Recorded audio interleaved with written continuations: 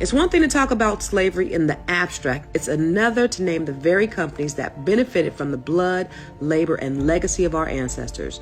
These weren't just small-time operations. These are some of the biggest corporations in the world. Many still in business, still making billions, and still serving Black communities today without ever paying the debt that they owe. So let's name 18 of them. Number 1, J.P. Morgan Chase. Their predecessor banks used enslaved people as collateral and took ownership when loans defaulted. Number 2, Wells Fargo via Wachovia. Wachovia admitted it directly benefited from slavery. Some of its original banks owned human beings. Number 3, Bank of America. Several of its predecessor institutions financed slavery and the slave economy.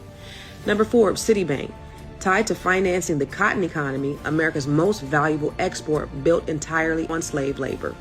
Number 5, Barclays, the British multinational that inherited wealth and influence from investments in the slave trade. Number 6, Royal Bank of Scotland.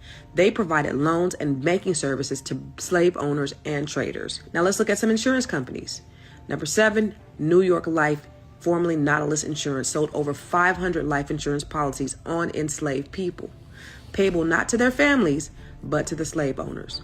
Number 8, AIG, through acquired firms, sold insurance on enslaved Africans. Number 9, Lloyd's of London, one of the earliest insurer of slave ships and enslaved people during the transatlantic slave trade. Now let's look at some elite universities. Number 10, Harvard University, benefited from donations and endowment funded by slavery. Number 11, Yale University, built wealth through donors, trustees, and faculty involved in slavery. Number 12, Princeton University, educated the sons of wealthy Southern slaveholders and supported slavery ideologically. Number 13, Georgetown University, sold 272 enslaved people in 1838 to pay off debt and recently began effort towards reparation. Number 14, Brown University, published an in-depth study of its own slavery ties, revealing deep involvement. Now let's look at industry and trade. Number 15, Lehman Brothers began as a cotton broker in Alabama. Cotton was America's #1 export, and it was built entirely on the backs of enslaved Africans.